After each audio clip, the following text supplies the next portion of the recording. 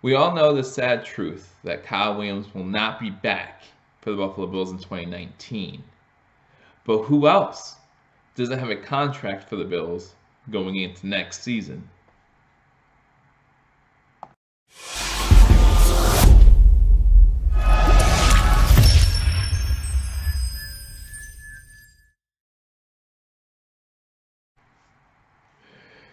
Welcome to Believers Talk. My name is Joe, and in this episode of Believers Talk, that's exactly what we are going to talk about. We're going to talk about whose contract ran out at the end of the 2018-2019 NFL season, who is no longer, as soon as the NFL year begins in March, who is no longer part of this team. Who do I think we should re-sign these players, and who do I think is better off going somewhere else or maybe not being signed by anybody? And obviously, we have a couple guys on here who have retired, who will have to say goodbye to no matter what. So let's start with those guys. We have two names, one that's been forgotten about, which is okay by me. I wish I could forget about him too and come after this episode. Hopefully, I never have to hear from him ever again.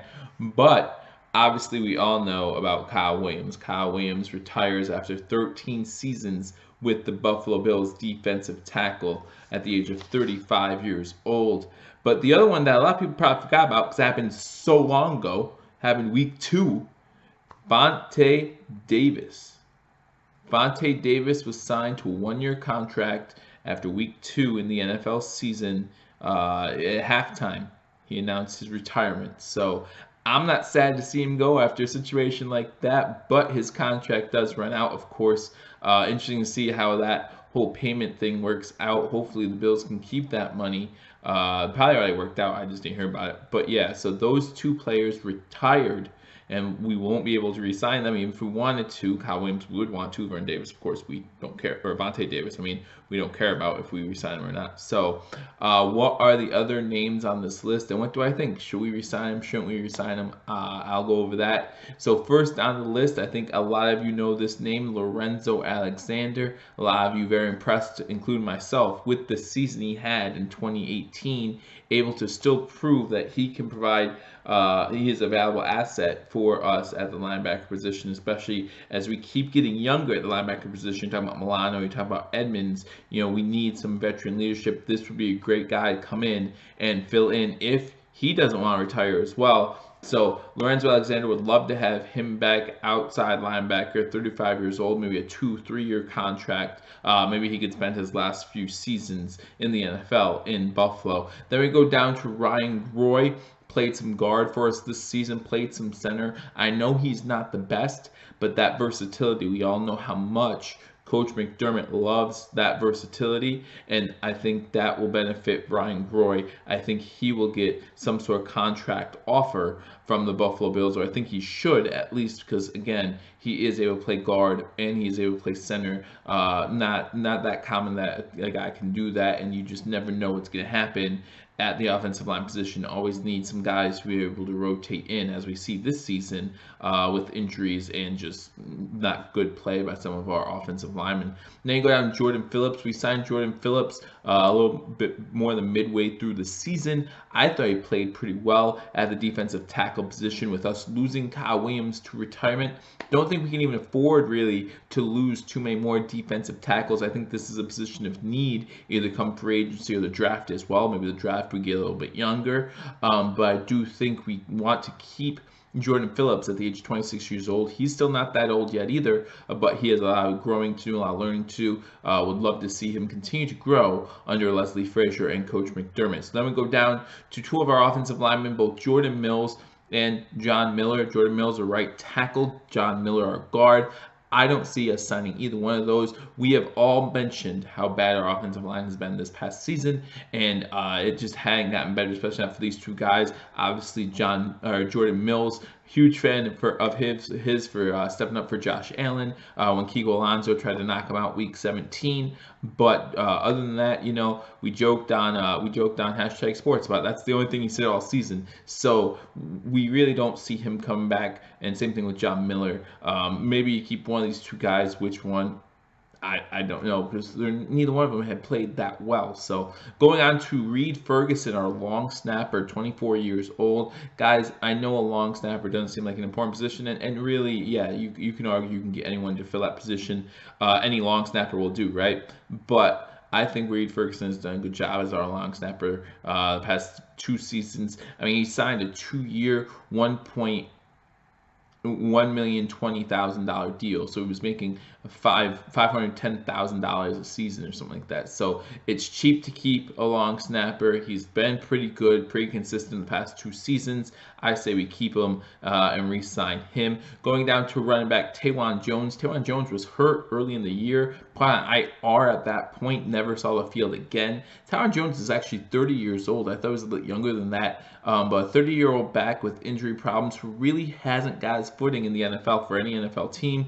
Just no place for him on the roster, so I don't see us signing him to another contract just because, again, I think we can get younger at running back, and I think we need to with McCoy and Ivory back there, get some younger guys to look for that veteran leadership for the first couple years, and then go into their own after they retire. Keenan Robinson, outside linebacker, I don't see us keeping him, just not enough productivity on the field. Deontay Thompson, wide receiver, we brought him back after last year we had him. Beginning of the season, we didn't sign him. He went to Dallas, I believe. Dallas cut him. We brought him back, see if he can work on a relationship with Josh Allen on the field. Did not work out that way. Just didn't work out that way. I liked what Deontay Thompson did for us back in 2017. Just not a fan of what he did with Josh Allen in 2018. So maybe we try to keep him on for camp and see if maybe something develops. But other than that, I don't see a reason to keep him. Again, wide receiver is a position where we need to get newer guys, better guys, to complement some of our young receivers as well. Now we go down to Logan Thomas, tight end, and this might be a shocker to some of you. I know some of you would want to see him go.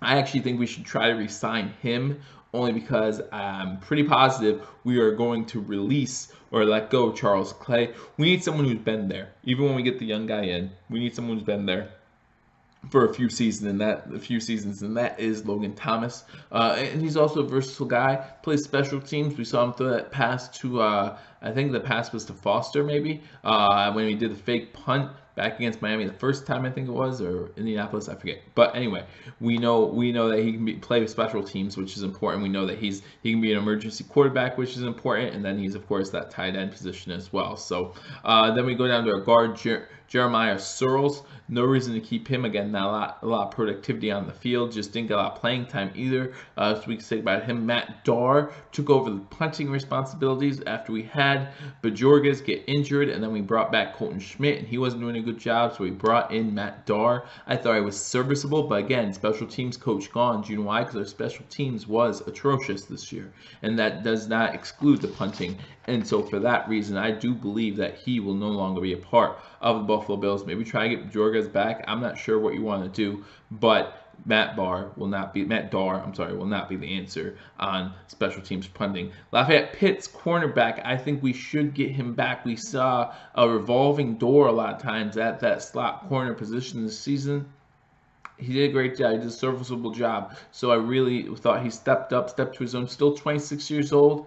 I think we can give him another contract. Only made $650,000 in 2018, so we'll see what he does in a future contract. Maybe he breaks that 1 million mark. But yeah, he's a young player, young corner who we can really use if we ever have a position like we did this past season with injury or with people leaving, retiring at halftime, things like that. So, and then the last name on this list is Eddie Yarborough, defensive end, and you know Eddie Yarborough last season, 2017, did a good job filling in when Shaq Lawson got hurt. But I do believe Shaq Lawson took a step in the right direction this season. And for that reason, I don't see a purpose to keep Eddie Yarborough, because at defensive end, now you want to get younger. You have Jerry Hughes and Shaq Lawson maybe as your 1 and 2 guy.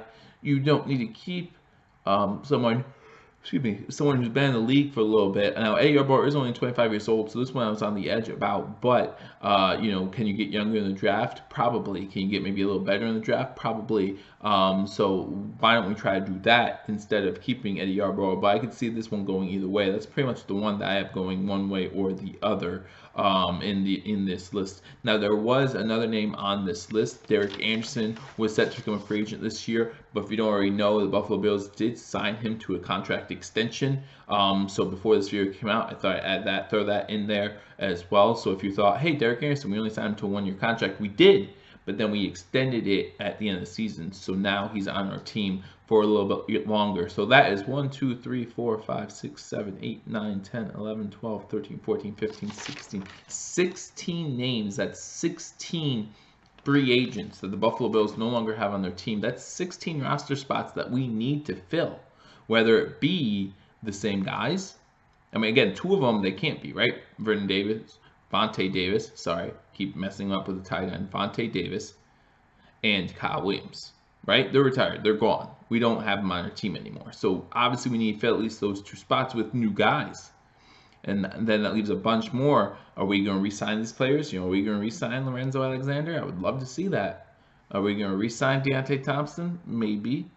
Are we going to re-sign Jordan Mills? I hope not. But you have these questions about all these guys, and each single one of them, you can ask that question to, because it's all about that salary cap now, right? We do have a good amount of cap space, but we need to spend it wisely, and that might mean signing a Jordan Mills for a cheap backup offensive lineman. Signing a Ryan Roy as a cheap, versatile offensive linemen. Again, Coach McDermott, Brandon Beane, they love their versatility. So I would not be surprised if they keep someone like a Ryan Roy on the team. I would not be surprised if they kept someone like a Logan Thomas on this team, someone who can do special teams, be an emergency quarterback, and play that tight end position. So those are the free agents. I hope that you guys understand. But again, if you have any questions, any thoughts, leave it in the comment section below. Thank you for joining me on Believers Talk. Again, my name is Joe. If you haven't already subscribed to Believers Talk, guys, the season's over, but we're just getting started. The 2019 season starts tomorrow, starts today. For Buffalo Bills fans, it's already started. If you're in the playoffs, good for you. We're not, so we're looking at that 2019 season. So if you haven't already, please hit that subscribe button. Subscribe to Believers Talk, because we will keep you updated on all Buffalo Bills news all around the league. We will have the playoff game this weekend coming up. I'll do a live stream. If you haven't followed me on Twitter yet, follow me on Twitter. I have a poll question up there. Which game do you guys want me to live stream? Because normally I live stream every single Buffalo Bills game. Buffalo Bills not in the playoffs. What am I going to do? I need something to do. You guys didn't give me something to do. I enjoy live streaming with you guys, hanging out with you guys, so I want to do that again this weekend for the divisional round matchup. You guys get to choose on Twitter, so follow me on Twitter, follow the poll, hit that subscribe button, hit that like button, leave a comment, and I'll happily get back to you. I look forward to seeing you all soon, and again, thank you for watching this video. Until I see you, go Bills.